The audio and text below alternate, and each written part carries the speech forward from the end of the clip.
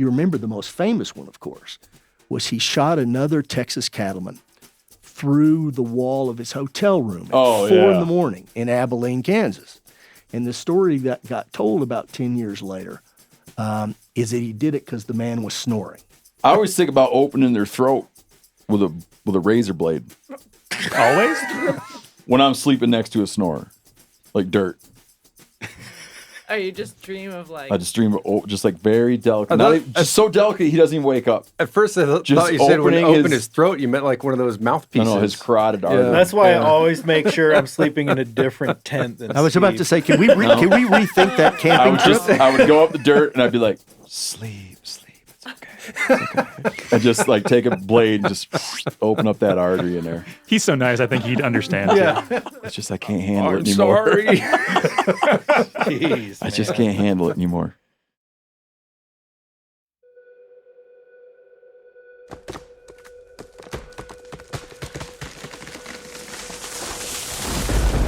This is the MeatEater podcast coming at you shirtless, severely bug-bitten, and in my case, underwearless. We hunt the MeatEater podcast.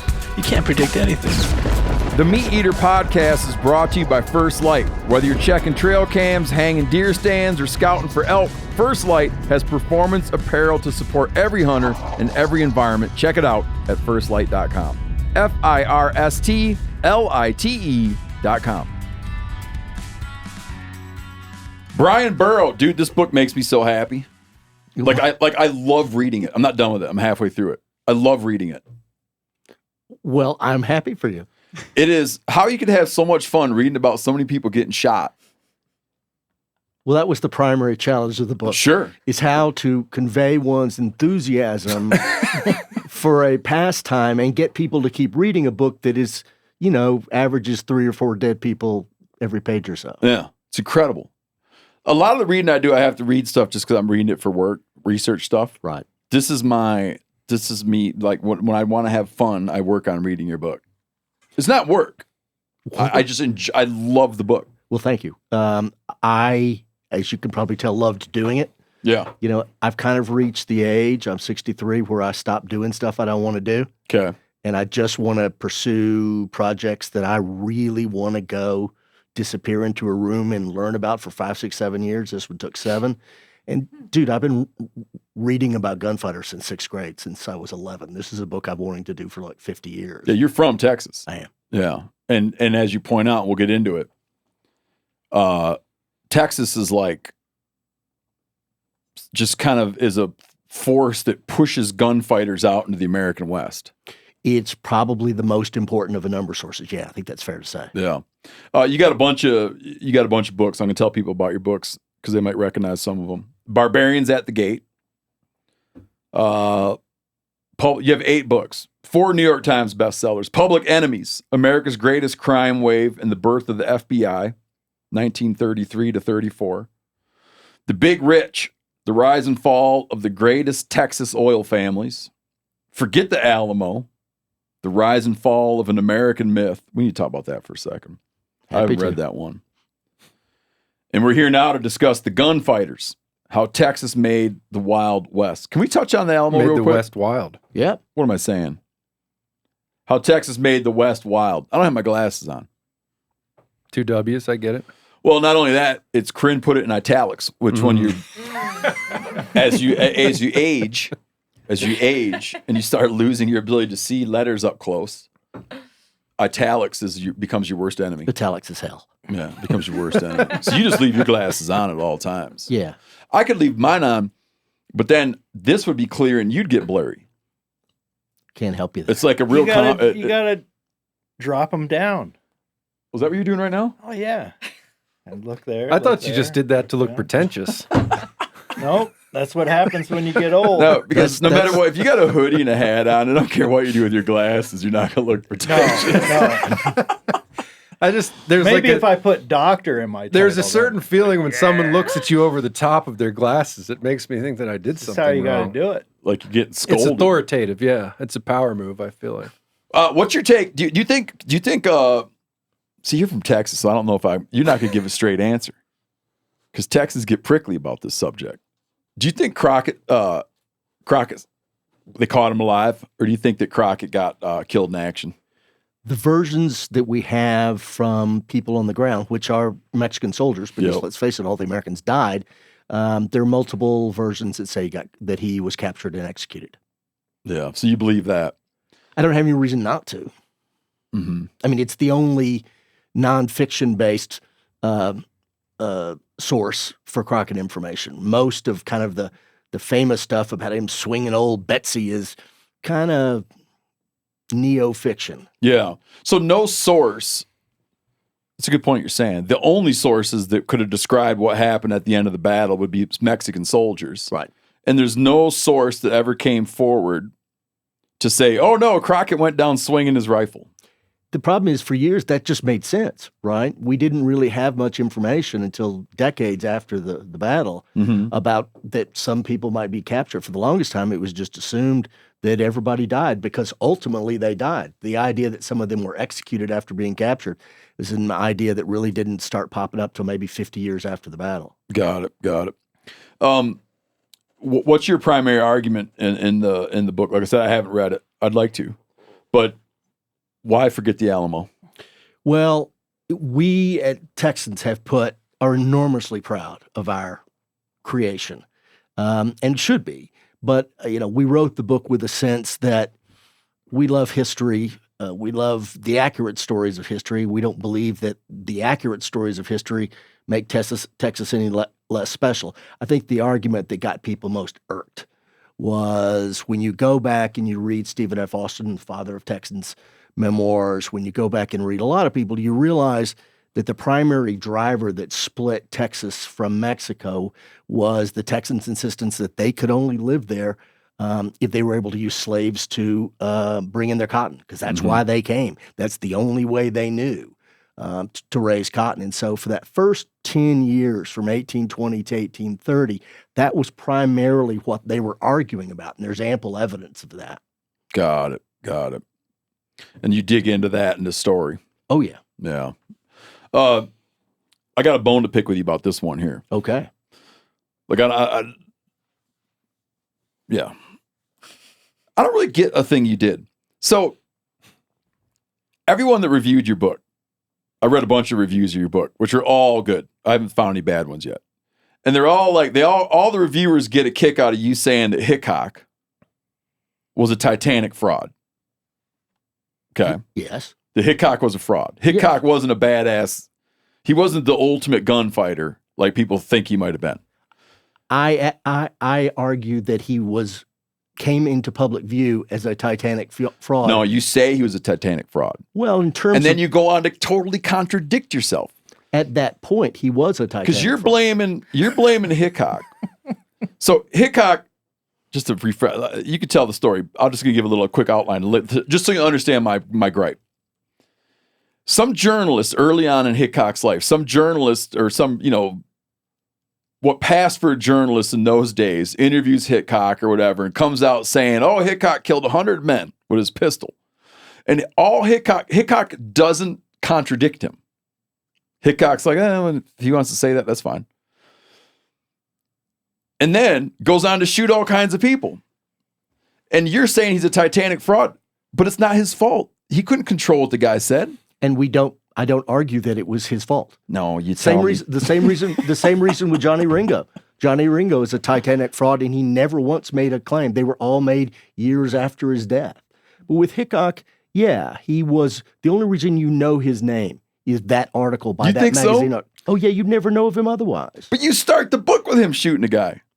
Yes, but that does not make you some notable gunfighter that you shot one guy. What makes you the nation's first gunfighter is the claim that you shot 100 guys, when the actual number at that point would appear to be like 2. That's how you build a reputation. I know, but I just think Titanic fraud. I was when I read that in the reviews, I don't want to start out negative here. When I read that in the reviews, I thought, okay, he's going to dismantle Hickok. But then I'm reading the book and I'm like, notwithstanding that 100 thing, he still was kind of a remarkable gunfighter. Yes, but when he first became known, he became known for what I think was a fraudulent fact, that he'd killed over 100 people. I think what's notable about him is that after that, you can argue, as I think you're trying to, that he grew into his legend, that he became a notable lawman and became a notable gunfighter. But I'm sorry, when it was first written in 1867, he wasn't. Okay. I'm not gonna say you win, but lay out the premise of the book like how you lay it out in the beginning. You know, you kind of define. You kind of go like, what is a gunfighter? Right. Like, what is, and you kind of kick around different people that carried pistols and different Western icons, and then you settle at, when I say a gunfighter, here's what I mean. Yeah, the first thing to do is to define our terms. A gunfighter is generally acknowledged as someone who was involved in exchanges of gunfire among civilians on the old Western frontier. So not involving soldiers, military of any kind, and not involving Native Americans. Generally speaking, what I set out to do was I identified, what do all these guys have in common, from Wyatt Earp to Hickok to Jesse James. The only thing that they really had in common is, A, they got famous shooting people, mostly for shooting people, and it all happened during a period from 1865 till I ended at 1901. So I've grandly dubbed this the gunfighter era, and I set out to tell a narrative history of those 36 years. And you set out explaining, sort of asking this question: why is it seen to be Texans? Well, that was one of the first things you notice if you immerse yourself in this literature, is that if you look at what I call the marquee gunfights, that is the famous ones, the ones that made the newspapers and the history books, a startling thing leaps out at you almost immediately, and that's the sheer number of Texans who were involved in these gunfights. I would argue if you totted them up, I would say between 50 and 70% of these famous gunfights, from Kansas to Texas to New Mexico, Wyoming, and Arizona, involved Texans. At first, that didn't make a lot of sense, because, not to get all into it here, but I only discovered late, or began to understood, how there was this Texas diaspora, this spread of Texans across the frontier that came with the spread of Longhorn cattle. If you look at the great cattle ranches, the great cattle herds from Montana all the way down to Arizona, 90% of them came from one place. They came from Texas, and they came with Texans. And they came with pistols. They sure as heck did. Look, I would never argue that Texans created the gunfighter archetype, or certainly created gun violence in the West. They didn't. I wouldn't want to overstate this, but what I'm saying is that Texans had an impact on what we remember that's far more significant than we remember. And you get into it in the beginning of the book. You get into this this idea of that people would defend their honor at all costs. And you kind of talk about how they had these, that at that time, it seemed like people had like somewhat fragile egos. Well, that's one way to see. That's one way to see it. That's not your words. When you look at their behavior, that's the way it seems to us. I think another way to interpret this is that during the 19th century, the 1800s, at a time where we didn't have a whole lot of university degrees or financial statements for ordinary men and women to brag about, what emerged, especially in the South, and I'm arguing gravitated out onto the Western frontier, was a male honor system that, well, it's almost hard to explain, but it's a little like pornography. I know it when I see it. Mm-hmm. When I have attacked your honor, maybe I call you ugly, or your wife, or your dog.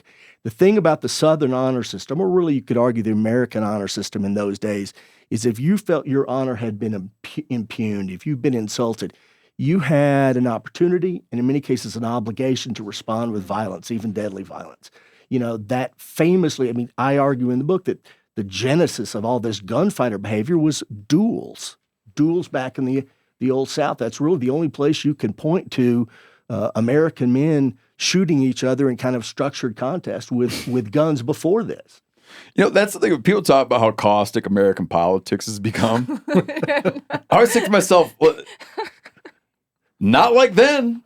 Dude, in the years... You'd have an election. The election would be resolved. And it'd be like, Biden, it'd be like Biden and Trump the election would be over. Trump's like, I don't, there's a fishiness to the results. They'd be like, okay, well, let's have a duel, and at noon, whoever lives, and that'll right. wind up being like that'll wind up being the final say. The voters, in fact, have not spoken.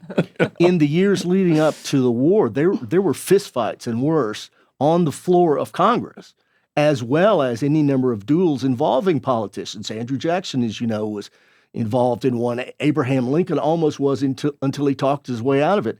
And our great Texas president, Sam Houston, was involved in one which he aimed a little low and ended up shooting the other gentleman in the crotch.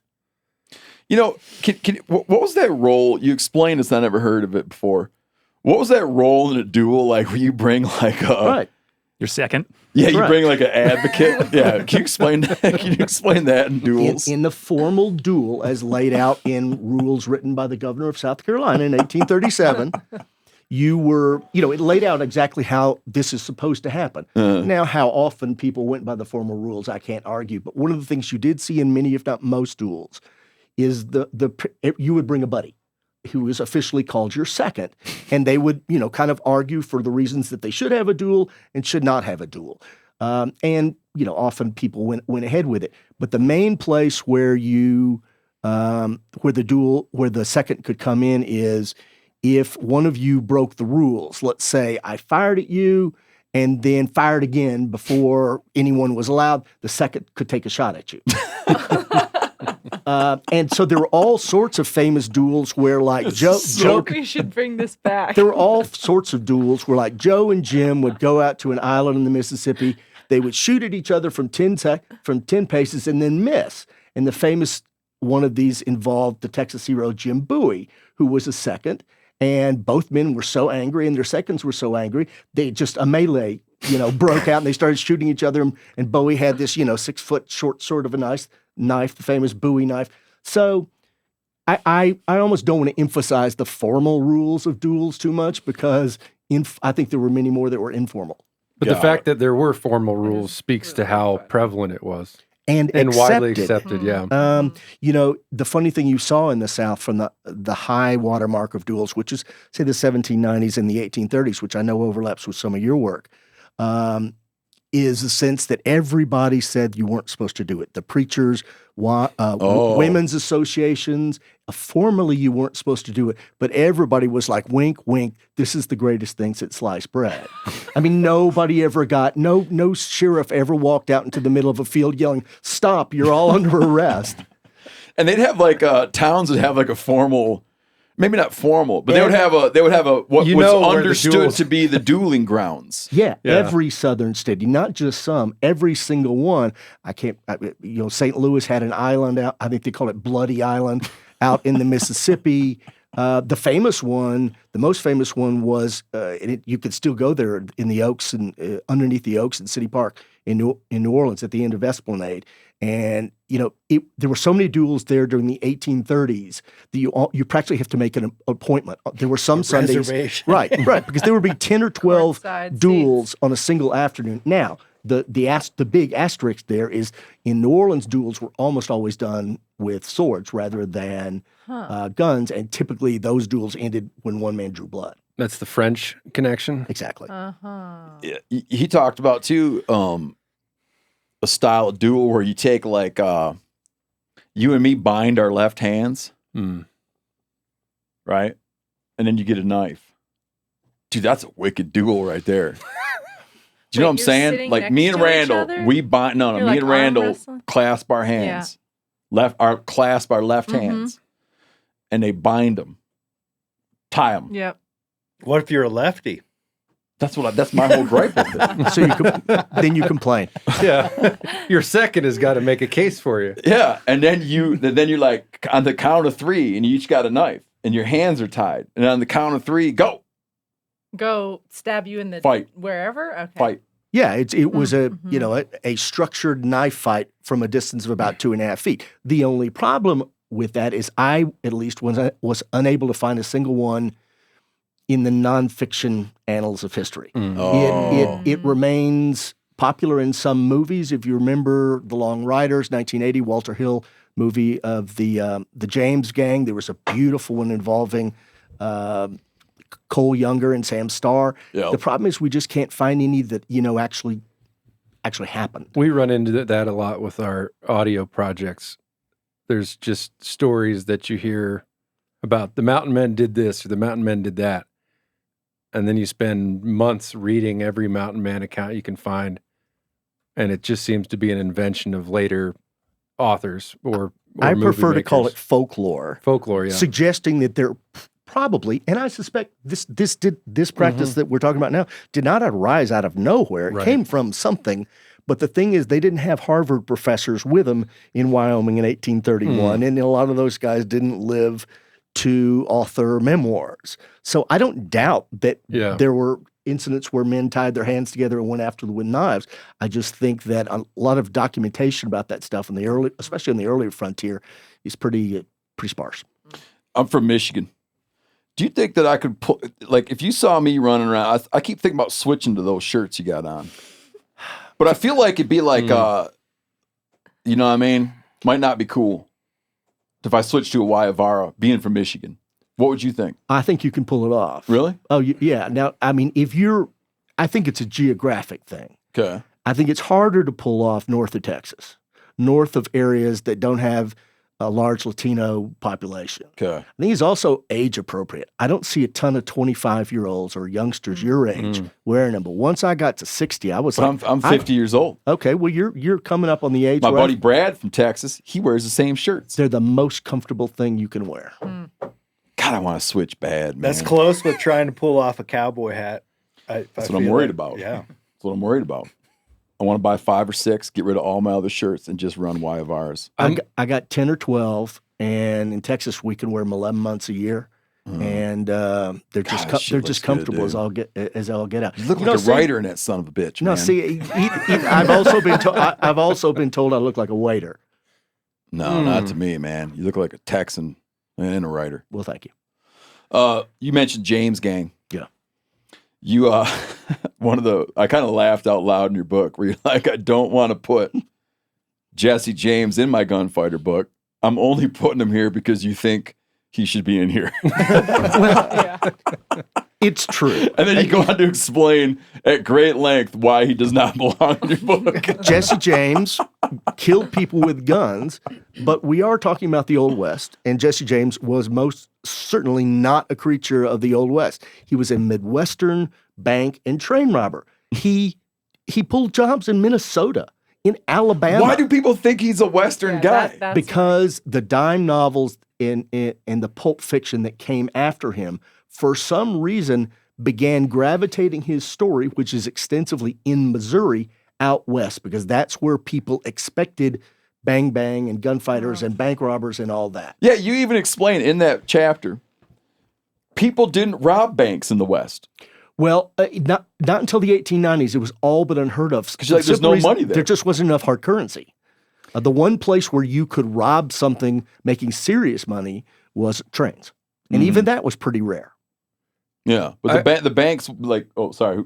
Oh, no, I was just, the other point that you made in there that I appreciated was there's people shooting each other in eastern cities all the time. And they're not, obviously there is a higher rate of violence in the West and in Texas, but you're like, no one's writing,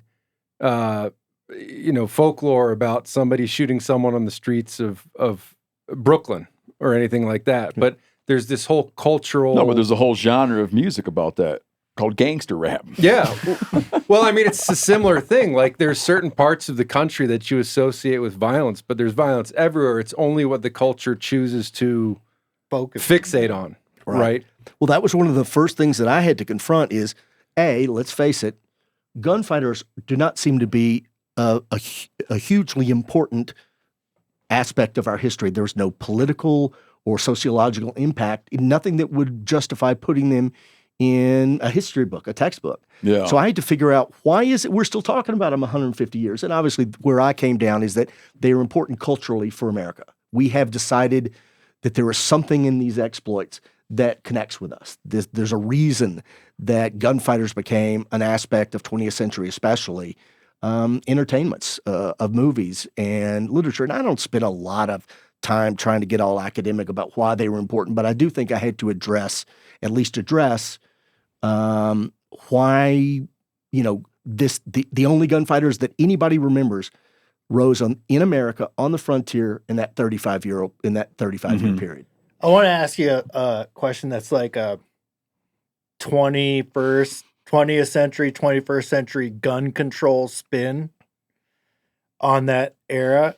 Would that gunfighter era have occurred without the proliferation of six shooters like after the Civil War? Like when that technology That's a big part of the book. Yeah. Yeah, I think you have to argue they were. I mean, what made the gunfighter era possible, what made all these famous shootings possible, was the invention of the revolver by Samuel Colt in the late 1830s and its adoption and thus popularization by the Texas Rangers in the 1840s. When you talk about the phenomenon that we call today open carry, it was not unknown before the revolver. You can find memoirists who tour southern areas and rural areas. They're like, gosh, I saw a guy carrying a gun in Arkansas in 1837. But after the war, especially in 1865 and 1866, the federal government auctioned off or gave away something in the order of $1.3 million sidearms. I think you have to acknowledge that open carry became not only prevalent but accepted. You can find memoirists writing about it at the time who were like, good Lord, can you believe men are wearing guns like they used to wear bow ties? And I think that these gunfights, what you needed for them to happen were revolvers, something where you can fire a lot, cause a lot of mayhem. You don't really have gunfights pre-war back in the day where the primary handgun was a single shot. Short gunfights. Yeah. Very short. The typical duel would be bang, bang, and then everybody takes 10 minutes to reload. Yep. Oh, and there's a very similar phenomenon. I'm not just vaguely. The Tommy gun arrived too late on the scene in World War I to really be issued to troops. So they sold all of those after the war, like in hardware stores, right? And that's the rise of no kidding of the 1920s gangster. I wrote an entire book that argued in part. I knew you could speak to that, which is why I brought up my hazy the spread of recollection surplus Tommy guns in the 20s did as much to create Al Capone as anything else. Because suddenly, if you could shoot 100 rounds a minute or whatever it was, some sheriff named Goober out in Iowa he's not going to be able to face off with you. Yeah. I want to talk about the Colt pistol. But I want to back up to the man that doesn't belong in the book, but he's in there. Yeah. Can you explain to folks, like, who was Jesse James? Like what did that world that he came out of, right? Because that winds up having a little bit of an impact on a number of these people. It does. Yeah. Some of the goings on in the Civil War shaped a lot of these individuals. One of the things that a number of the early gunfighters, those who kind of began their careers in the late 1860s, have in common is a number of them, from Jesse James to John Wesley Hardin of Texas to Doc Holliday, were inveterate and angry Southerners. Jesse James was the biggest one in terms of his fame. He was a teenage boy during the Civil War, whose brother Frank was out there fighting. At a time that the warfare in Missouri was much less about the movement of armies and much more about rural guerrillas descending on farms and burning out farms and such. Frank was into that. Jesse joined him. Jesse was shot twice in the chest during the war, survived, and then goes utterly black for 4 years. We don't know much about him, but we do know that many of the Confederate guerrillas, known as bushwhackers, did begin to engage in crime in Missouri in the late 1860s. And the first time we see Jesse and Frank, the first time they walk out onto the pages of history is 1869 in Gallatin, Missouri, far north. They walk into a bank ostensibly to rob it, but you learn immediately that robbery was just second. They go up to a gentleman who's sitting at a desk, and they call him by name, let's say Burleson, whatever it was, and shoot him in the head. They thought this guy had killed one of their commanding officers. They were there to exact revenge. And they were wrong. And they killed the wrong guy. That led to Jesse and Frank forming a group that 2 years later began robbing banks and continued very successfully for 10 years. Jesse James, in his career as a bank and train robber, what's important for people to understand is what a unicorn he was. There was nobody like this in the country that was doing this, that was doing it this much or making this money. And when you look at the entirety of this period from 1865 and 1901, there's nobody else that comes close. I mean, if you wanted to say who was the second most successful outlaw of the Old West, if you put Jesse James at the top, you'd probably say Butch Cassidy was a distant second. Mm-hmm. But Jesse James was the first household name criminal in American history. But he was not, as you point out, he was not a gunfighter. Yeah, you say he was just a murderer. Well, he never actually even did anything that we can figure out west of the Missouri-Kansas line, which is kind of the beginning of the Old West. When you look at the people that Jesse James shot, 5 or 6, everyone was essentially executed with a shot to the head because he did something that pissed Jesse off during a robbery. Yeah. It wasn't like going out into the street and being like, draw. It was just, he'd just shoot people. The only time we knew Jesse James was in a legitimately contentious gunfight situation, a detective out of St. Louis somehow stumbled upon him and one of his cousins on a wooded road in Missouri in the 1870s. And the detective came right up to him, and there was an exchange of gunfire. All 3 guys missed at a distance of like 15 feet.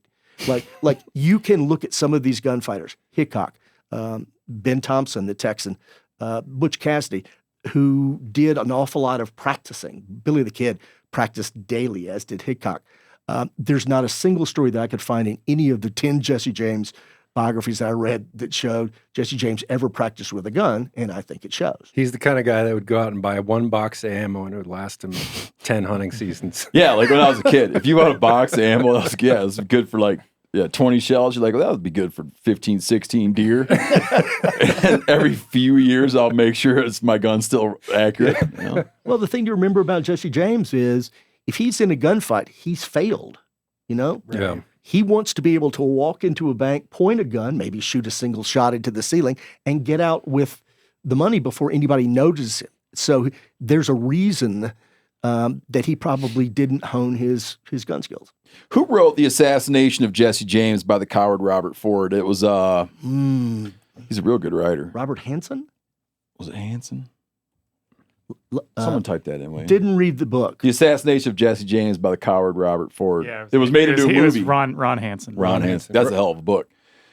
Are you much familiar? So Robert Ford kills James. Robert Ford kills Jesse James. Bob, yes. Yeah, Bob Ford kills Jesse James. Have you read much about the guy that then killed Bob Ford? No, I put it in a footnote. I know that he was killed by a guy that basically walked into a bar he owned or was working in. Yeah. 10, 15 years later. Many different versions of what happened. It's agreed upon that he shot him with a double-barreled shotgun. Well, you know, there is a fence around this book. There are places that I kind of go up to the fence and going, okay, that's probably a footnote. I'm not going to read 3 more books. Yeah. Hansen. What was his name? Ron Hansen? Robert Hansen was the FBI the mole. Ron Hansen's the author. Ron Hansen, the author. Yes. Yeah. So he writes a novel, but it's like very informed, yes. Right? In there, he has this detail that the guy that kills Robert Ford has a coach gun, has a shotgun, and he took a bunch of pipe, cut the pipe in little teeny discs, and then took a hammer and chisel and cut those discs into little shards, and then took a funnel and funneled the shards down into the shotgun. Because when you're reading about the guy that killed Bob Ford, everybody talks about he was nearly cut in half. Some say cut in half at the waist, some say cut in half at the jaw, but it's agreed upon that he was very shot up. And I was wondering if you knew about that detail, if that's true or not, about filling that gun full of pipe shavings, which is a dirty deed. I don't, and I feel like a personal failure that I can't address that for you. But you know what? Here's where you can find cover for yourself. you argue that he shouldn't even be in your book. So the last thing you need to do is spend a whole bunch of time talking about the guy that killed him. Went through the guy and that then the killed guy him. that killed him. It's just getting very removed from the story. At some point, you got to realize people probably are not going to read the 800-page version of this. So I have to make a lot of calls. Gunfighters, speed versus accuracy. Yeah. That was the thing they would debate. It was typically journalists that would ask them, and we don't have a ton of those interviews and exchanges, but of those we do, Earp weighed in on this, as did Hickok. Those men who lived long enough to tell the story argued strongly in favor of accuracy, that the dumbass thing to do, and you see people doing it repeatedly in this book, is to draw and shoot from the hip. Just as a question of accuracy, especially at distance, that's pretty questionable. In the gunfight that opens the book, in which Wild Bill Hickok kills this fellow Davis Tutt at 75 yards. The Titanic fraud, Wild Bill Hickok, kills a man at 75 yards with his pistol. That's right. Tutt fired from the hip. Hickok famously had a Navy Colt. He thrust his left arm forward, placed the barrel of the Navy Colt across his forearm, took a millisecond longer than the other guy, and shot him in the chest. Well, there you have it. Earp did the same thing. Any number of people he shot in the OK Corral fight. Billy, I forget the guy's name. Made the mistake of shooting from the hip. Yep, and he would draw a bead on him. Yes. The Colt pistol. It didn't take. I couldn't believe when I was reading this that it wasn't immediately popular. It was the Colt revolver. Like, people didn't want it. No, the original was introduced in, I would say, 1837, about a year after the Alamo. And it was large, and it was unwieldy. And it could take 5-6 minutes to you practically had to dismantle it to reload it. Okay. So while Colt was able to unload some of these onto the federal government, and was used, we're told, during the Florida's Seminole War in the early 1840s, I want to say, it was not a big deal. In fact, by the time a group of Texas Rangers stumbled upon some of these pistols in 1844, 7 years later, Colt had gone out of business. And it was only when the Rangers began using them in firefights against the Comanche, and then later in the Mexican War, that one of the Rangers who used it, a fellow named Samuel Walker, went back east and said, "Colt, this would be a great gun if you could just lighten it up and make the reload a little bit easier." And working together, Walker and Colt created the gun that created the gunfighter era, the original six-shooter, the Walker Colt. And some of these dudes, I always thought it was like from just a joke from Westerns, but some of these dudes you're talking about they would wear two of them, and they would rig them for cross draw. Right. Like, for real. That was news to me. I always thought that was like just a goofy. When I read that detail, I had to figure how that was faster. Well, me too. I mean, I think the idea is like you swing it and you're aiming it in one motion rather than drawing and bringing it up. Well, let's define our terms real quick. Most people who wore a gun wore a single pistol low on the right hip or low on their shooting hip. Okay. It was somewhat rare to wear two guns. We know Wesley Hardin did it. We know Hickok did it. But now what we're talking about is the way Hickok and certain others, Jim Courtney, the marshal in Fort Worth, did it as well. They wore their holsters high on their hip. So practically, with the holster, the northern end of the holster in their stomach. And their argument was that if you are pulling from low on your hip, you've got to pull up and then point. With a cross draw, you pull out and the barrel is already pointed the way it should go. Yep. So they would argue, and I am not a shooter, and I've never used a cross draw, that it caused the cross draw worked because it required one less motion. Yeah, I was doing this in bed the other night. I put my Kindle down and I was reaching across to this side and told your wife, go stand across drawing the room. at the ceiling. I was going to say that was the excuse for all those movements when your wife walked into the room. Yeah. Everybody had been asleep for hours. The dogs. The guy that kills Buster Scruggs in the very excellent Battle to Buster Scruggs, he's rigged high for cross draw. And Buster Scruggs, I think, carries on his hip. Yeah. Yeah. Once these guys got it, the Rangers kind of made it famous in like a particular engagement, right? Right. And they caught on. Battle of Waller Creek, 1844, the first time the Rangers took these revolvers. And they got them like through Army surplus or something, right? No, it was worse. And it was. I love telling this story in Texas because the Rangers discovered these pistols unused and left over by the Texas Navy. Like, don't you just love that Texas had a Navy when it was an independent country? And then they disbanded it, right? They did, because guess what? They didn't need a Texas Navy. Nobody was going to invade from seaside. So these guns were put, I imagine, in some type of surplus warehouse where a young ranger named Jack Hayes found them and took them out that day. He had a patrol with 23 Rangers, and they ran into a group of about 100, best estimate, about 100 Comanche out in the hill country northwest of San Antonio. The Comanche withdrew into a wooded hilltop, as they often do, and chided and yelled at the Rangers, come on, let's fight. Well, for as long as the Rangers had been out fighting Native Americans, the way you charged was you took a single shot with your musket, put it back in the, whatever you call a musket holster, and then you would take a single shot with your flint, with your single shot pistol, and then you would go in fighting with knife and sword. And this was the first time in history where anybody charged a group of Comanche with single shot musket, put it away, and then 6-shot revolver. The numbers that I recall is one Ranger died that day and something like 25 Comanche. And the takeaway quote years later from the Comanche chief who'd been present that day is, I shall never fight that Jack Hayes again, for he has a bullet for every finger on his hand. That's good.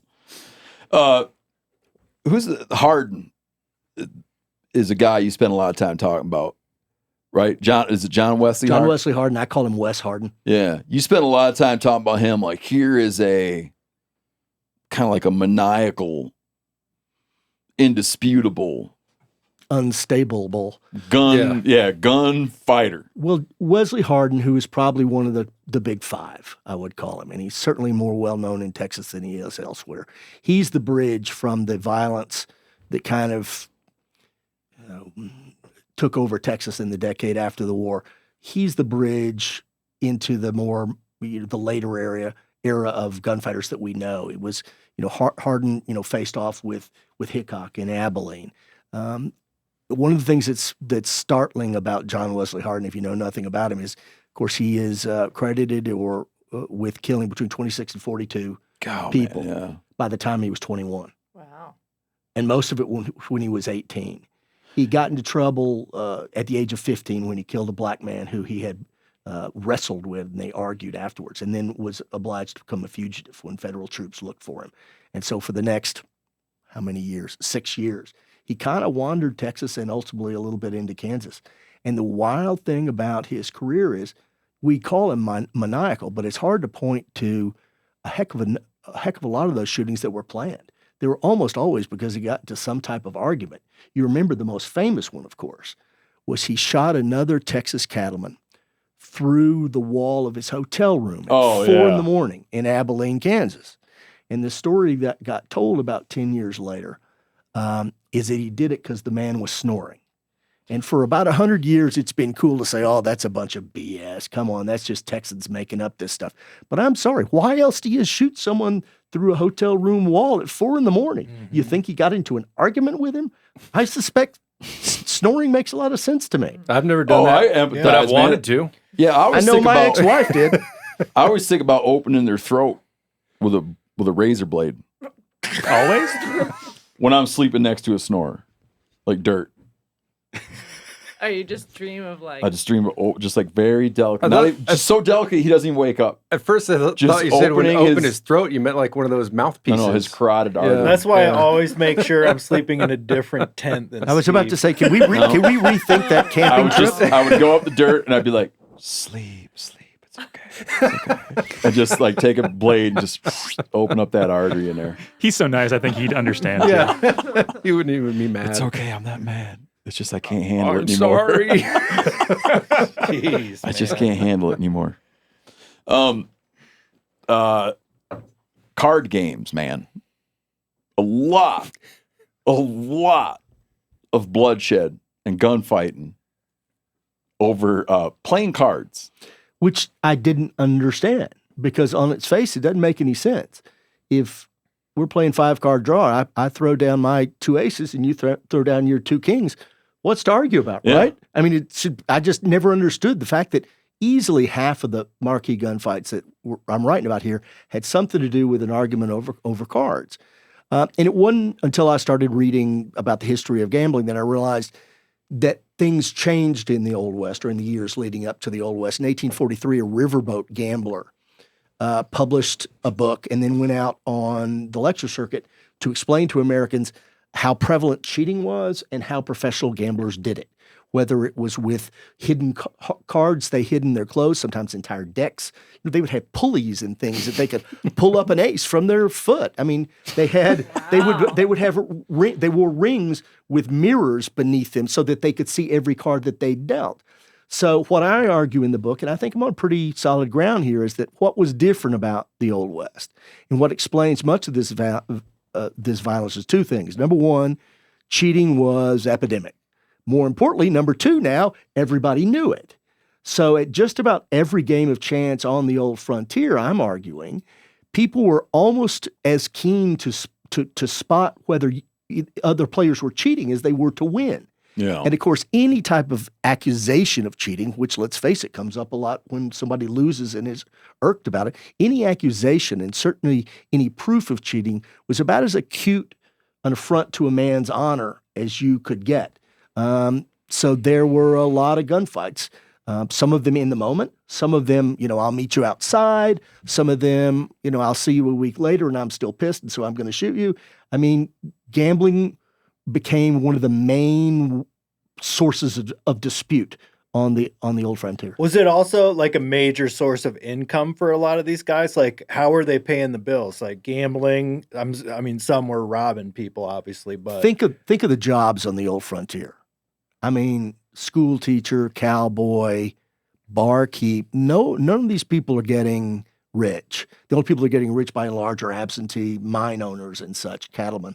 And gambling filled 2 holes there. One, in a landscape that didn't have video games or internet or board games or much of anything. Primarily, it was entertainment. But also it became kind of the omnipresent gig work of the frontier. Everybody, if you're making 80% of what you should make, I mean, you're going to try to make extra. And the easiest way to do that on the frontier was gambling. And so you see almost all the major gamblers, and I think like almost all the men on the frontier, moonlit as gamblers. I mean, the Earps were quasi-professional. They would occasionally set up shop in a casino. And then you had the professionals, Doc Holliday, Luke Short, Ben Thompson, who became, frankly, more famous as gunfighters, fighting off challengers as they were as gamblers. But these were guys that were like making their living playing cards. Yes. They would typically take Doc Holliday. He had come west from Georgia because of his tuberculosis. It was thought drier air was good for him. Tried to be a dentist he was a dentist, and he tried to open a practice in Dallas. Unfortunately, tuberculosis, the cough, and dentistry don't exactly meet. So he gets a buckboard and a girlfriend / lady of the night named Big Nose Kate, and begins basically touring the West. And he would go from the Rio Grande to Montana, stay as long as he felt that there were still suckers to be fleeced, or until he irked someone so bad he needed to leave town. And it was a thing. It was a type of job. Gamblers actually talked of a circuit being up here in the mining towns, maybe in the winter, being in the Kansas cow towns, or in Texas itself in the summer. And they would go to towns where there was a lot of money flowing. Well, it was easier to make money in those places than in poor towns, yes. Yeah, like gold rush, like they would kind of follow mining booms and stuff like that. And or the Kansas cow towns with all the money coming in from Texas cowboys during the 1870s. Any place there was any type of boom, whether it was around minerals or cattle, you would find prostitutes and gamblers because that's where the money was. Yeah. You lay out this thing. You're going to see that my knowledge of your book starts to fade pretty soon because I'm only halfway through. So you'll have to help me. It's all right. I'll just talk more. Yeah, please. But you lay out this deal that like, tell the story of the Longhorns. Because this winds up having a big part of the book is that there's kind of a collapse or a lull in cattle activity. Right. And then there's a great spike in cattle activity. And that pushes out a lot of gunfighters to the north. Well, the eating of beef wasn't a huge thing in the antebellum years before the war, and 90% of the beef cattle in the country were in South Texas, in the plains on those ranches, famously King Ranch, south of San Antonio, and it was during the war that trade just stopped because you couldn't anymore you couldn't drive to New Orleans to market. There was no more money, not enough money in Texas for people to be having beef dinner. So essentially that trade froze in amber. And so, cattle did what cattle do for about 5 years during the war. They made little cattle. And by the time the war was over, there was something in the order of 5 million cattle roaming free in South Texas. Yeah, like unowned. No, they were owned. Oh, they were. They just weren't. Barbed wire wasn't a thing. Okay. So this was open range. So someone would have claimed ownership of them, whatever level of control they had over by them. branding. I see. So you would brand your cow and then allow him to run free. And then when it was time to go to market, wherever they might be, you had to go out and round them up. I see. So during those years, there was nowhere to send them. That's exactly right. So your herd just built and built. And what happened immediately after the war in 1865, 1866 was Northerners wanted those. They started to open the first ever stockyards in Chicago. And they needed those cows to get north. Unfortunately, there were no railroads in Texas to get them up there. Ipso facto cattle drives. The nearest railroads to Texas were in Kansas, Abilene, Wichita, and ultimately in Dodge City. And so the way that Texans and Texas Longhorn cattle, and I've argued kind of this hyper-violent ethos of Texas gunmen, the way that began to spread across the frontier was first up the Chisholm Trail to Kansas. Mm-hmm. And they would establish a point of sale, and then you'd have all these dudes, a lot of money, real violent, tearing up the town. And you explain how the towns would sour on this. Right. There were 5 principal Kansas cattle towns from 1869 to 1879, beginning with Abilene, then Wichita, then Ellsworth, ultimately ending in Dodge City. And the Texas cowboys would drive large herds up there to each of these towns. They kind of handed it off being the place like a baton because the Texans were so violent and so uproarious and the murder rates would go so sky high that each of the towns, one after another was like, that's it, we're done. Wichita, you take these guys. Dodge City, you take them. And that's really where the first nationally famous gunfights occurred, the first ones that we still write about today. We know gunfights happened before that, but this was now in the North. This was within range of northern newspapers that suddenly were like, wait, Texans are up here doing what? I argue in the book that, this kind of made these Kansas cow towns the Madison Square Garden of the gunfighter era. It's the first place you hear of so many of these police people from Wyatt Earp on down. Mm-hmm. Brody had a question about mercenaries. Oh, well, I mean, it might even relate to like the cattle drives. Like in Western movies a lot, you see where like someone hires the gang, right? Like, was that a thing where these guys will get hired to do some kind of mercenary work for good or bad reasons? It happened, but I would argue it didn't happen as much as the movies might suggest. The most famous incident of that, well, first, there's 2 things we're talking about here. Individual gunmen who are hired as assassins, as what we might call hitmen. Right. That was a thing. You may dimly remember a pretty good Steve McQueen movie from the 70s called Tom Horn. Oh, yeah. I forget where I am. He was the last man legally hung in Wyoming. And Tom Horn was pretty clearly a hired killer. Well, he was a stockman. He was a stock detective. He was a stock detective. But I think most people, at least in Tom Horn's case, knew what he was doing. But then there were others like Deacon Jim Miller in Texas, who, when he was strung up, his last words were, let the record show I have killed 51 men. Now, hiring an entire group of hired killers, and I can think of any number of movies where that happened. Yeah. It happened. The most famous one was in Wyoming, during the Johnson County War in 1892, in which the Wyoming Stockmen's Association basically judged that Johnson County was allowing rustlers to run free and wouldn't convict them even when they were indicted. And so the Wyoming cattlemen decided that they were going to invade Johnson County, kill all the public officials, the newspaper editors, and the rustlers. For this, they dispatched a man to, wait for it, Texas. We're in Dallas. He hired and brought north 21 hired Texas gunmen. You probably know the end of that story. It did not end well for the Texas gunmen. Can I tell you a funny Tom Horn story? Please. We used to hunt this dude's place named Tom Horn. And he was a rancher. And when I would go in, we'd shoot the breeze with him. And I always be like, does he know about Tom Horn? And one day, I'm not kidding you, man. I'm talking to him. I was like, we'd hunt rabbits on his place. So as a joke, one day we get him a carrot cake. Okay, we give him a carrot cake, and it's got like little rabbits and carrots on top of it, decorated. And we go and we give him the carrot cake, and I'm trying to ascertain if he like is getting the joke. Like he gave us rabbit hunting permission, so here's a carrot cake. And I'm also wondering, like, does he know about Tom Horn? And I'm looking through him. And like right off of his right ear, I realized on his shelf is Tom Horn's book.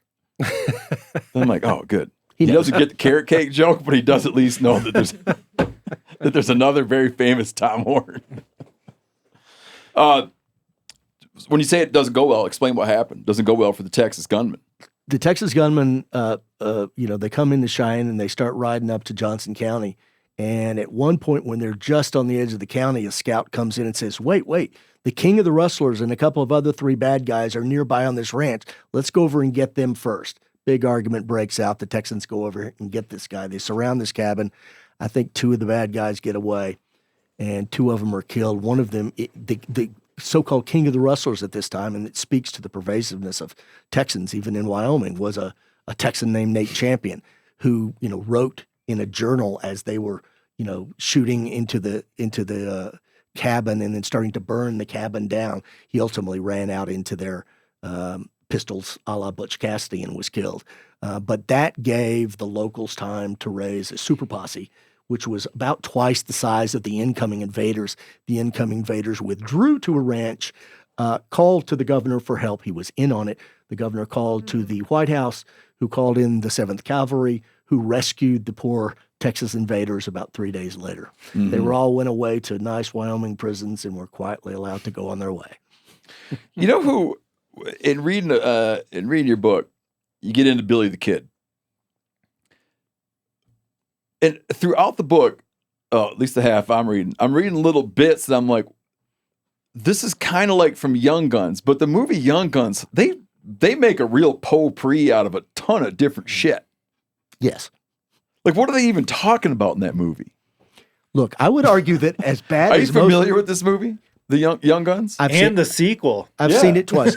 Now, look. What are they, like, the whole story of Billy Kid? I'm like, homie, you're talking about shit from all over the West, man. Well, that is kind of what Hollywood does. They take the best. Look, Young Guns is not awful. There are worse.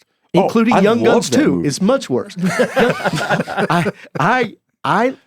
Guns 2. Well, the beginning was pretty sweet. Stop. You mean it's not bad in that it's not as inaccurate as you might think? Yeah. I'm not judging it on entertainment value. Right. But on factual... There was some real history in there. Yeah, Young Guns... Like Bon Jovi was not there. No, really? No? God, you're crushing me. I thought Young Guns' contribution, the original, to Billy the Kid was that I don't think Billy the Kid was the most stable of guys. And Emilio Estevez did a good job of suggesting there were moments when he wasn't all there. Right. And he ain't all there. That spoke to me. That's in the movie. And the idea that it was a small group of gunmen in this feud kind of being chased and dominated and overwhelmed by a larger criminal group. Lincoln County War, 1880, 1881. That felt right. Yeah. But I mean, they started to lose me a little in Young Guns during the great peyote sequences. I mean, But they were kind of mixing up their landscapes too, right? I mean, like... Remind me, it's been a few years. Well, So where was the Lincoln County War? Where did the Lincoln County War occur? It's all New Mexico. Billy the Kid is all New Mexico. Okay, all right. So that was right. Because I thought they were borrowing stuff from the fence cutter wars up in Wyoming. Well, I can't speak to that. I mean, the thing about Billy the Kid is, let's just talk about the real Billy the Kid. Tell the story of the real Billy the Kid. Never mind Young Guns. Well, as good as it is. The problem with Billy the Kid, if you're an author or an historian, is I can take the accepted facts of Billy the Kid and I can write 10 different books the book one would be of him as the worst villain and murderer you've ever read about, all the way to book number 10, which would be what a sweet misunderstood guy is. Okay. Because the elements of this guy's career and his personality could back up almost anything. From the kind of the dastardly point of view, he was a murderer and a cattle rustler. Okay? From the good point of view, even then people admired his daring, his bravery, like his in loyalty. Real time, like yes. in the news, like the New Mexico newspapers at the time that he was at the peak of his regional fame for about a year were split. Some of them said he was a demon spawned from hell. Others said, well, you can understand why he's doing this. He's outnumbered, that type of thing. Billy the Kid was an orphan, raised and kind of escaped from Silver City, a town down in southwest New Mexico. He went out into Arizona, which was remote and undeveloped, and came back having killed a man who picked on him because he was so small. He was 17 at the time, and he was a small kid. And in the West, by the way, they're all small, and they're all called the Kid. Like I can give you 15 guys named the Kid, Harry the Kid. I mean, just But some of these guys in this book are 125 pounds. Well, I think that American men were smaller back in those days. Billy the Kid was what, 5'7", 125, something like that? Probably malnourished for a while he was young, maybe. Billy the Kid's career is neatly cut into two parts. The first is, as you mentioned, the Lincoln County War, where he had gone to work for a cattleman who got into a big feud with the local members of power, and Billy the Kid was on the losing side and hounded out of that after 2 or 3 years in which he killed 2 or 3 people. After that, he moved over up toward Las Vegas, New Mexico, northeastern New Mexico, and became the fancy word for him. People will say he was an outlaw, schmoutlaw. He was a cattle rustler. That's all he did was buy and sell cattle, and he rose to fame when New Mexico cattlemen came after him, and ultimately they, much as the governor of Texas in the 1930s brought in Frank Hamer to chase down Bonnie and Clyde, the cattlemen of eastern New Mexico, almost all of whom were originally Texans, brought in a young fella named Pat Garrett, who was known, he was little known for anything beforehand. He'd basically been a bartender. But his one claim to fame seemed to be... Garrett did some hide hunting. Yep. He did, as a matter of fact. Mm-hmm. He was really tall. He was at a time, I think the average American male was like 5'8", 5'9". He was 6'4". Wow. And Pat Garrett was symbolic of the changes overgoing frontier law enforcement. Up until those years, in the early years after the Civil War, you could kill almost indiscriminately. It was pretty unusual for somebody to get put away for murder. But in the 1870s, you start to see lawmen like Wyatt Earp and Pat Garrett, who are notably more professional. Until then, you had a lot of drunks, a lot of corruption, and after that, less. And Garrett, famously tracked Billy down to the town where pretty much everybody knew he was hiding, Fort Sumter, and went in one night with his 2 deputies, both Texans, and they surveilled the town. There was nothing going on, so they knew the jefe, they knew the mayor, and they after midnight circled around to his house. And while the 2 deputies sat out in the yard, Pat Garrett went in through the open door, sat on his friend's bed and woke him up and started to ask him, have you seen Billy? Is he ever around? And at that moment, Billy the Kid walked over from his mistress's house, which was about 50 yards away, came into the yard. He had a butcher knife in his hand, and he was going to cut a steak off a beef that was hanging from one of the eaves. When he saw the two, so relatable. When he saw the 2 men in the yard, not the mistress. The mistress happened to be Pat Garrett's sister-in-law. But that's another story. Well, Billy walks into the yard and sees these 2 strangers, and he's speaking only in Spanish. He demands, "Who are they? Who are they?" And Garrett's two deputies are so stunned they don't even know what to do. They certainly don't know that this agitated young guy is Billy the Kid. There's an open door there into the bedroom where Pat Garrett is sitting on the bed, and Billy has his two pistols out, pointed at the deputies. He backs into the open door into the darkened bedroom where the mayor is laying there in bed. And what? And and Garrett's sitting on it. Garrett sees a shadowy figure come in. Billy sees a shadowy figure on the bed. Nobody knows who anybody is. And that's when the mayor, whose name is escaping me, basically says two words. He says, LS, it's him. And Garrett, on only that, fires two guns into the shadowy figure. He hears gurgle, gurgle, fall, walks out to clear the gun smoke, walks back in, and he realizes he has, in fact, killed Billy the Kid. Well, he didn't, though. He let him go. And that's Young Guns 2. You don't understand how there are entire towns, including the town of Hickok in Texas, that have built museums around Billy the Kid, the Billy the Kid that actually lived into the 1930s. We know our Uncle Jesse was. So you explain I haven't gotten that far in the book. You tell that story about cutting the beefsteak and getting shot by Pat Garrett in the book? Chapter 13. Oh, God, I can't wait. It's a good chapter. That's how that happened? Am I giving too much away? No, hell no. There's no such thing, man. You mentioned like Pat Garrett being more of like whatever, kind of a straight-laced lawman.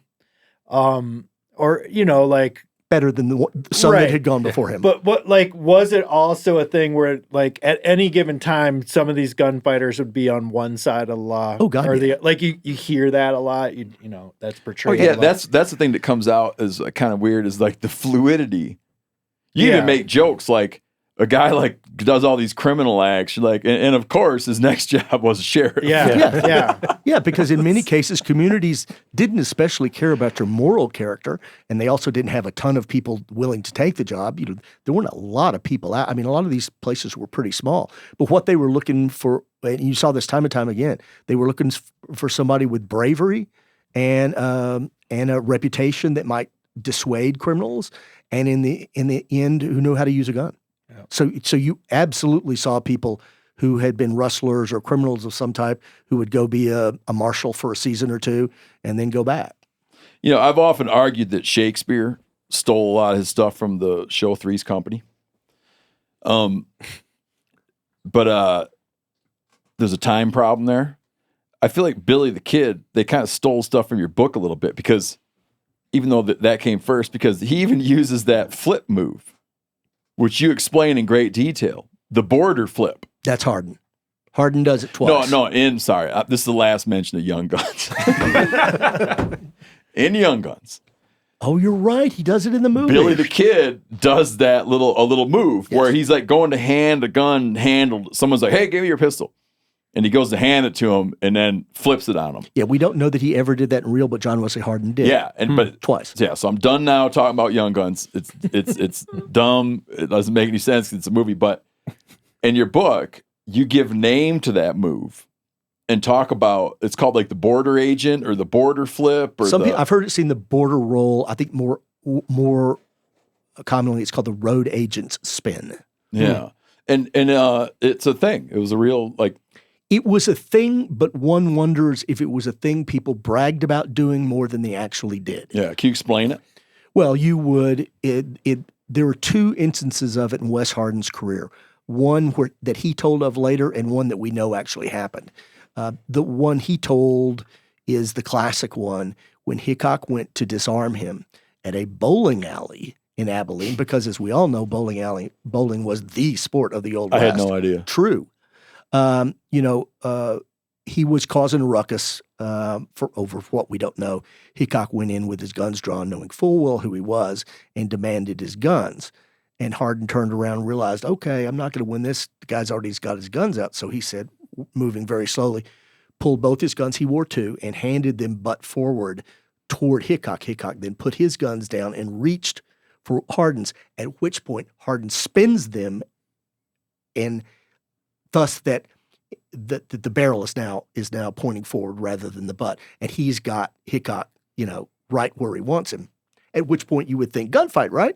No, that didn't happen. Hardin actually shooed off his buddies and said, nobody shoots this man but me. And then a strange thing happened. Wes Hardin was 17 at the time. Oh, man. Hickok was in his 30s. And Hickok, we don't have the exact words, but clearly said something like, dude, chill. Come on. Let's go have a lemonade. And basically talked him down. A little seltzer on there. Yeah. The sense you get is Hardin was so stunned, he didn't really know how to do it. Didn't know what to do. Oh, he could have just, if he wanted to shoot Wild Bill Hickok, he could have done it right there. Oh, yeah. And then we also know that Hardin successfully used the spin, it's documented, in the killing of a Texas state policeman later that same year. The border agent's flip? What was it called? What in your book you the call border it? roll or the road agent's spin? The border roll. I've never been able to do either. Yeah, I haven't experimented. No, me either. Journalists. Here's the part that's so confused. I mean, I accept that it's true, but I just can't picture the sort of thought process. If there's a guy in one of these towns and he gets in some skirmishes, he gets in some of these shootouts over card games and whatnot, and they're always getting cleared, like, oh, it was self-defense, or there's no witness, therefore we're going to let you go, or it's unclear what happened, therefore we're going to let you go. And then journalists want to come then talk to them and interview them about their disputes, like again and again and again. And they kind of like craft these, sort of through these articles, craft these personalities. And you talk about a unique aspect of a lot of these gunfights is there are many eyewitnesses. So you can really, in the later years, there's very detailed descriptions of he said this, he did that, he did that. At times you find that there's contradicting details, but it's just like, can you address that a little bit? That like, how were they sort of arguing that this was, how are journalists arguing that this was like productive or serving the public good or whatever to kind of like profile and make heroes out of people that we would today recognize as just like flat out murderers? In large part, the press accounts don't rise them up as heroic. As unusual, yes, as in Hickok's thing. But you don't find a lot of moralistic commentary except to the extent that they're saying this is bad, this is murder. Okay. I will say that to the extent that you do find just the fact that writing about them at all glorifies them, it reflects a fascination with them at the local level. We know that the first and greatest fans of Gunfighters were the people who lived in their communities. They didn't have a lot else to talk about. Mark Twain tells a great story of going out west, and there was a gunfighter, I'm forgetting his name at the moment, who was prevalent in the Civil War years. And he said, as he rode out on a stagecoach for Nevada, it was the only subject that anybody wanted to talk about was this guy, and he'd killed somebody recently. There wasn't a lot of news out there, so gunfighters were news. I think the worst that you could say about the journalistic coverage is that it ended up being pretty gullible. I'm thinking of a character named Wild Bill Longley, who was arrested in 1877 in Texas and claimed to kill something on the order of 42 people. This was like a year or two after Hardin had been arrested and imprisoned for murdering a ranger. And so this guy, Longley, went to the gallows having claimed to kill something like 42 people. And he got written about by a lot of journalists. And later in the 20th century, there were books and even a TV series about this guy in the 1950s, which was kind of the high watermark of fascination with these type of people. And it wasn't until the 1990s when a retired district attorney in Central Texas set out to write a new biography that he was unable to find evidence of maybe 5 or 6 of these 42 killings, all of whom were men shot in the back, or in other words, murdered rather than any type of contentious gunfighter situation. So there were a number of kind of bogus, counterfeit gunfighters. Longley would be one. Johnny Ringo, who kind of is often seen as one of the major guns up against Wyatt Earp, and Tombstone is often represented, as one of the great gunfighters. In fact, he never fired a shot in anger. Yeah. I haven't gotten there yet, but tell what happened at OK Corral. And why is it still so debated? Like every night on some cable network, there's a thing about, me and Randall were joking about this. You could spend your whole life just watching shows. Yes. Arguing about who did what at OK Corral. OK Corral, which we should, of course, if we were going to get super accurate here, we need to be calling this the gunfight beside the OK Corral. Okay. Yeah, tell the story. It wasn't in the corral. It was in a vacant lot next to it. Well, I think most people probably understand. If you've ever seen the movie Tombstone, the 93 Kurt Russell, while it opens with a fictitious massacre, it's pretty darn close to accurate, as is the Kevin Costner Wyatt Earp, although from a year before, which puts me to sleep. Long story short, Wyatt Earp was an occasional lawman there. His brother Virgil, who had come to town, and his brother Morgan were actual lawmen who had come to town, and they came to Tombstone from various places in the West to make money in a new boom town where silver had been found. They wanted to make money gambling? They wanted to make money any way they could. Okay. They put their initial capital into buying vacant lots and into mining claims. When mining claims and vacant lots are not the greatest sources of immediate cash flow, they all actually had to find jobs. And so they, worked different things at different seasons, but typically as lawmen, assistant U.S. marshals, saloon keepers, and most commonly gamblers. They then came into conflict of what is now generally acknowledged to be the largest outlaw gang of the Old West, more than 100 strong, centered there in southeast Arizona. It did most of its work stealing cattle in Mexico. Above the border, they were known as the cowboys, typically cow-boys. But below the border in Mexico, they were known as the Tejanos because so many of them came from Texas. And over time, the Earps came into conflict with this group. And the key thing that happened, we now know, was Wyatt Earp wanted to be marshal. He'd been a very successful lawman in Kansas and a somewhat successful lawman in Missouri, but he felt like people in Arizona didn't really know him, so he needed some type of achievement. The Cowboys from time to time robbed stages, and everybody thought they knew who was behind a big stage robbery. And so Wyatt approached the most prominent of the Cowboys, a guy named Ike Clanton, and said, "If you'll set this guy up for me so that I can arrest him, I'll give you the $300 or I think it was $3,000 reward." And Ike agreed to do this. Unfortunately, the guy that they sought was killed in the interim, and afterwards, Ike realized he was in serious trouble because if Wyatt Earp or any of his buddies spread the word that Ike Clanton was going to rat out and set up one of his criminal brethren, Ike Clanton's lifespan could be measured in days. And so that's what happened that windy day in October. Ike and several other Cowboys came into town.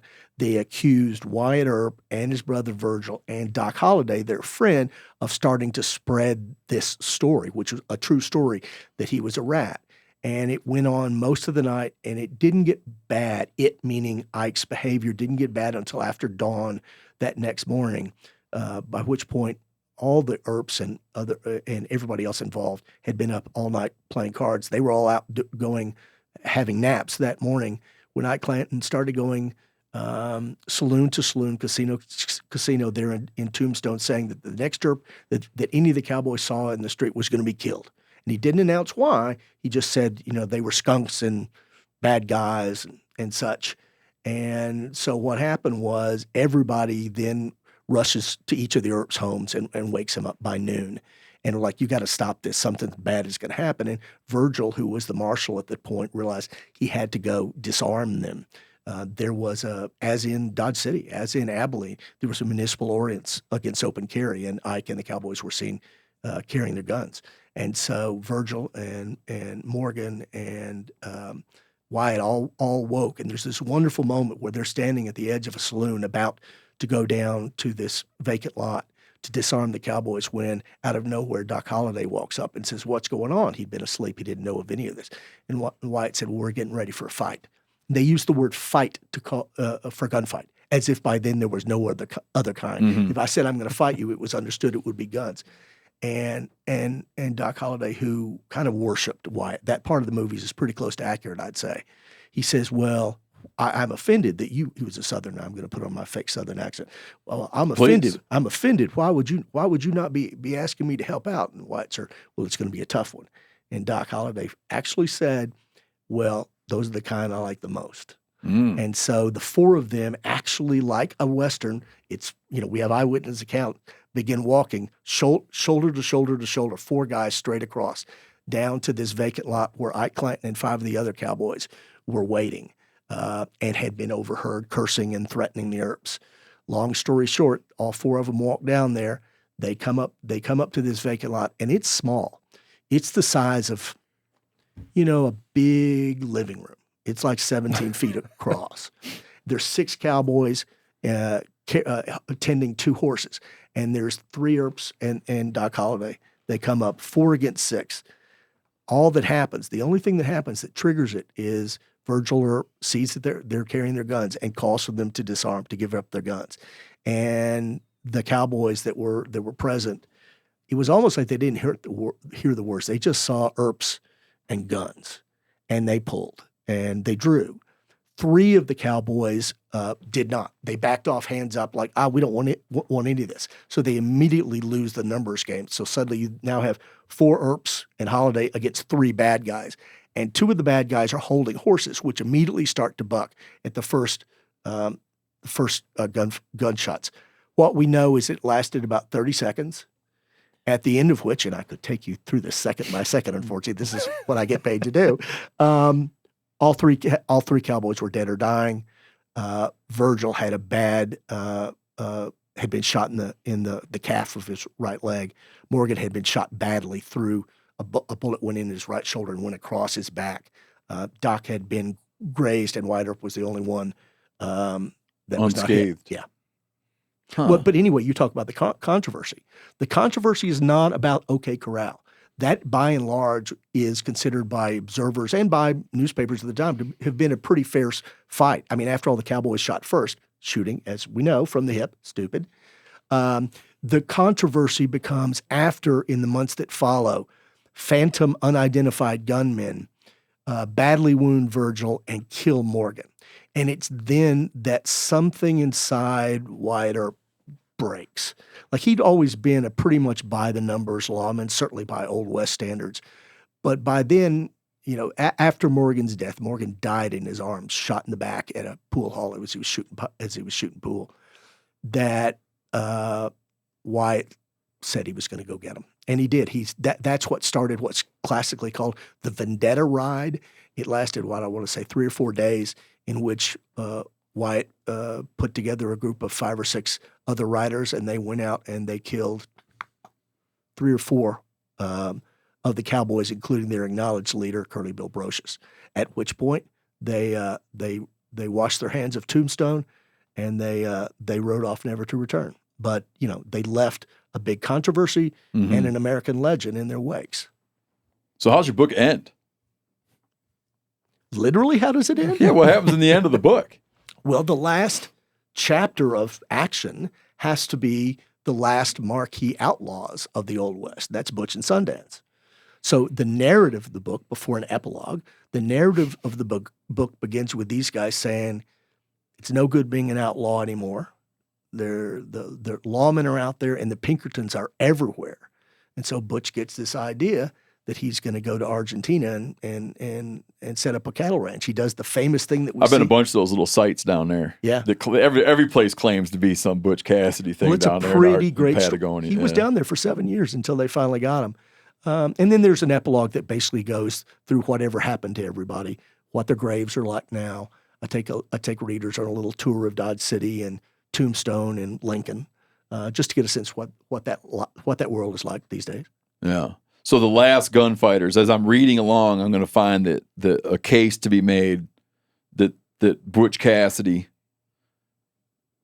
according to your definition, is the last of the gunfighters. Is that true? I would say he's the last of the prominent ones. Look, I mean, nobody would ever argue that gunfighting or criminality law, ended in the Old West in 1901.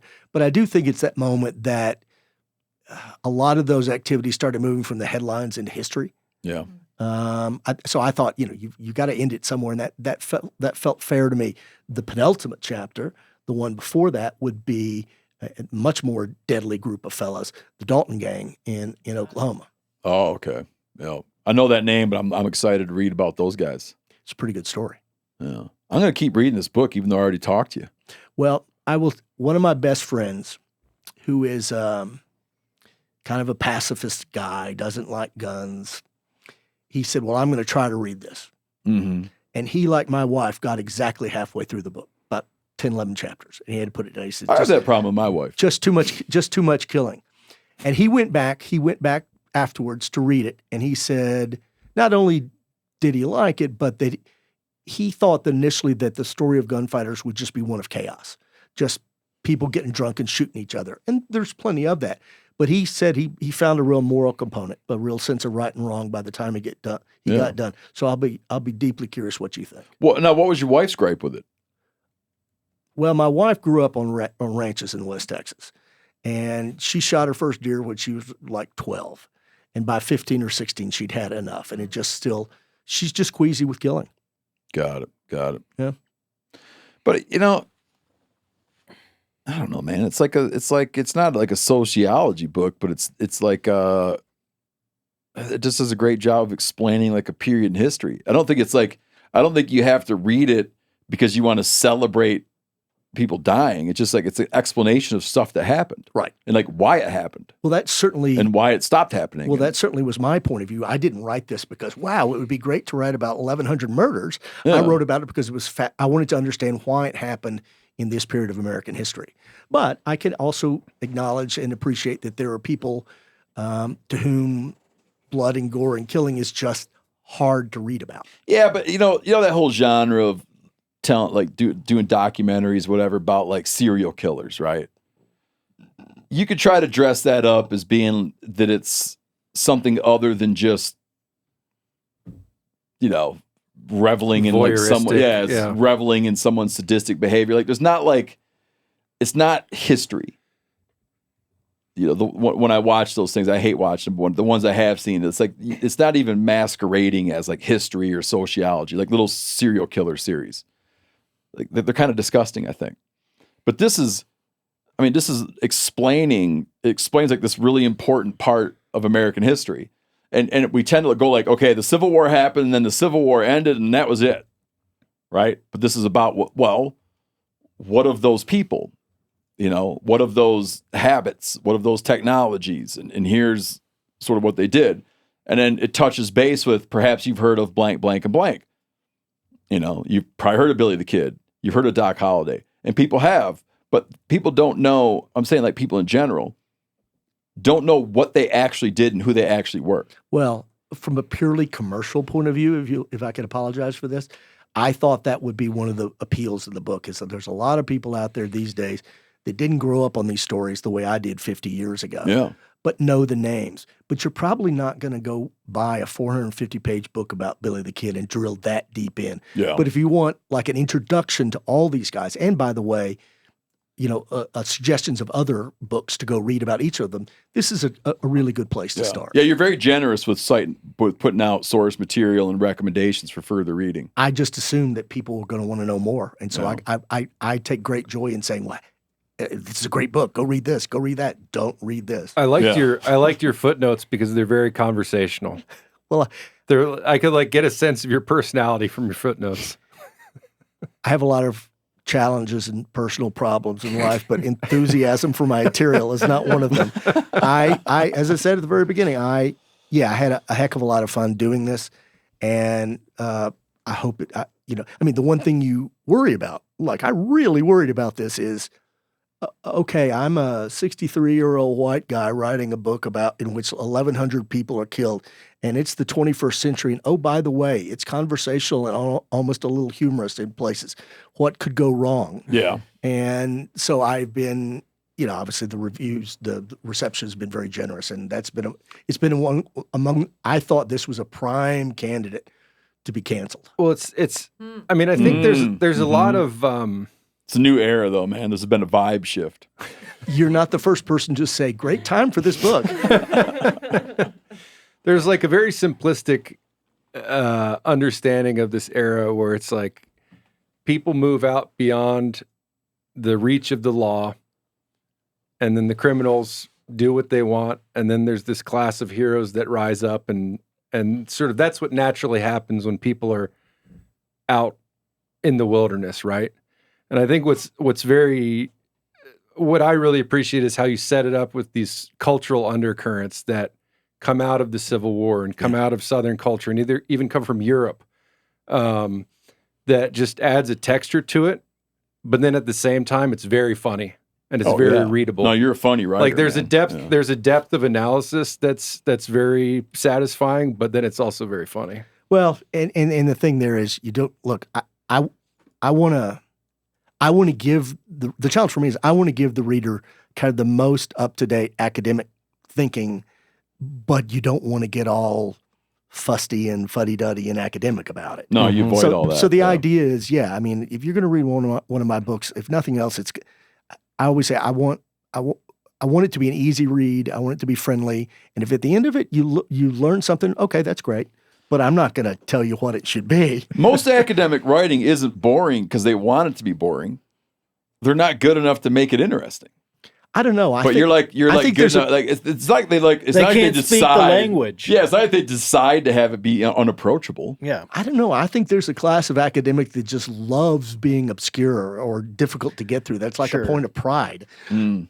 Do you know Cormac McCarthy wrote a thing about like advice to academic writers? I didn't know that, but I would go pick it up within 20 minutes of leaving. Yeah. I got to ask you one question before we finish up. Since it's a Texas book, and we were talking about a lot of the bad guys, did the Texas Rangers did they earn their reputation as like someone these guys didn't want to cross? Should they have a baseball team? Texas Rangers existed. They existed like 3 or 4 different times during the 1800s. And the chaos in Texas got so bad after the war that they were reintroduced in, I want to say 1874. And my judgment is rarely in American history have we set a more effective introduction of a law enforcement entity than the Texas Rangers. When they came into being, the state was overrun by random bad guys, a lot of feuds around cattle, just a lot of violence.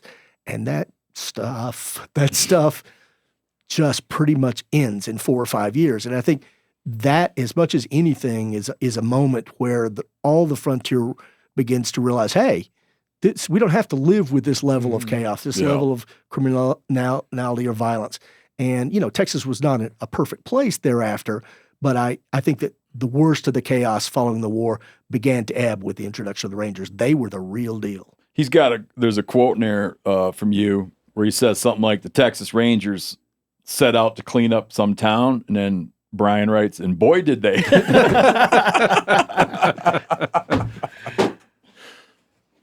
it. All right, everybody. The Gunfighters. How Texas Made the West Wild by Bryan Burrough. Holy smokes, it's a good book. Thank you. I've been reading it on my phone, but I'm going to switch over. Can you sign this for me? Happy to. Here, watch. Phil, cover this. We've got it. Let's do a little lesson. Is this okay to use, or somebody got Might something be a better? Sharpie. No, I've got a Sharpie right here. Yeah. That's what I need. This is the page you're supposed to sign. If you sign the wrong, they used to call this page, there was one page that they used to call the bastard page. You ever hear this? I have not. In book publishing, there's a page that doesn't have the publisher. And they would call it the bastard page. Or maybe I'm mixing up, it doesn't have the author. Like, What? see how here there's a title? Yeah. What I don't But know maybe about- this is the bastard page. It's a fatherless That book. makes sense, It's a fatherless book. But then you get to this page, title, author, publisher. Yep. So sign that page for me. You got it. Say to my favorite man.